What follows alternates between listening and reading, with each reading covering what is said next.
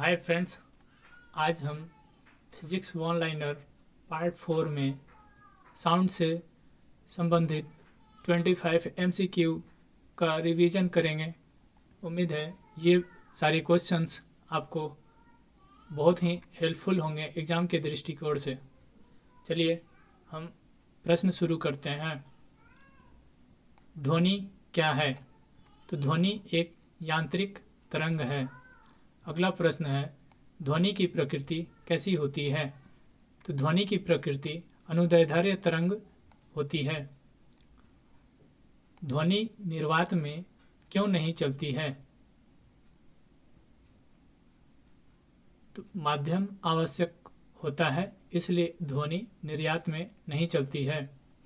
अगला प्रश्न है, ध्वनि की चाल किस पर निर्भर करती है? तो ध्वनि की चाल माध्यम और ताप पर निर्भर करती है। अगला प्रश्न है, वायु में ध्वनि की चाल लगभग कितनी होती है? तो वायु में ध्वनि की चाल 343 मीटर सेकेंड होती है। ठोस में ध्वनि की चाल सबसे अधिक क्यों होती है? क्योंकि कणों की निकटता के कारण ध्वनि की चाल ठोस में सबसे अधिक होती है। ध्वनि की तीव्रता। अगला प्रश्न है, ध्वनि की तीव्रता किस पर निर्भर करती है? सही उत्तर है, आयाम पर ध्वनि की तीव्रता निर्भर करती है। ध्वनि की ऊंचाई किस पर निर्भर करती है? तो सही उत्तर है, आवृत्ति पर ध्वनि की ऊंचाई निर्भर करती है। अगला प्रश्न है, ध्वनि की आवृत्ति की इकाई क्या है? तो हर्ट्ज ध्वनि की आवृत्ति की इकाई है। अगला प्रश्न है, ध्वनि की तीव्रता की इकाई क्या है?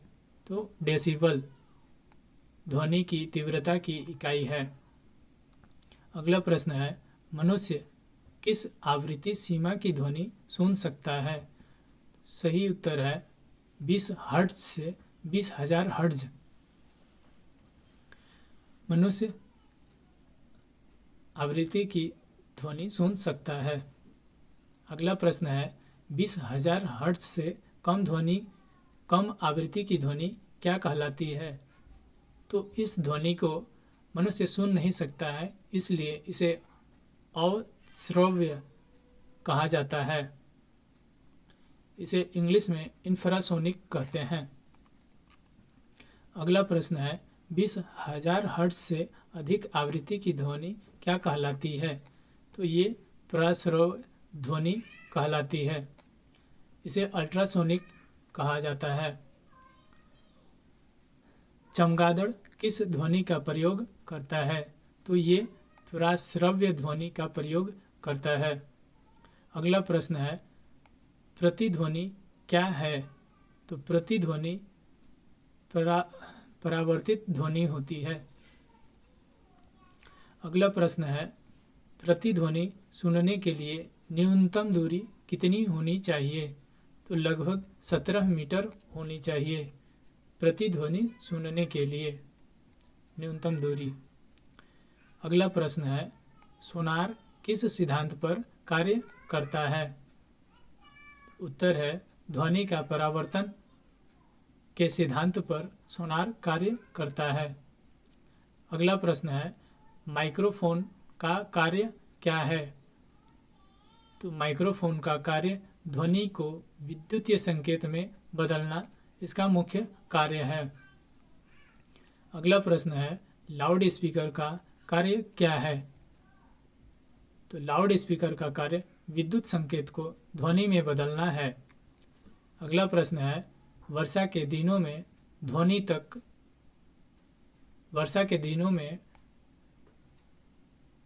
ध्वनि दूर तक क्यों सुनाई देती है? उत्तर है, आर्द्र वायु में चाल अधिक होने के कारण वर्षा के दिनों में ध्वनि दूर तक सुनाई देती है। अगला प्रश्न है, ध्वनि प्रदूषण किससे होता है? तो सही जवाब है, अत्यधिक तीव्र ध्वनि से ध्वनि प्रदूषण होता है। शोर मापने की इकाई क्या है? तो शोर मापने की इकाई डेसिबल है। अगला प्रश्न है, अस्पतालों में शोर कम क्यों रखा जाता है? तो स्वास्थ्य पर बुरा प्रभाव न पड़े इसलिए शोर को कम करके रखा जाता है। अगला प्रश्न है, संगीत और शोर में क्या अंतर है?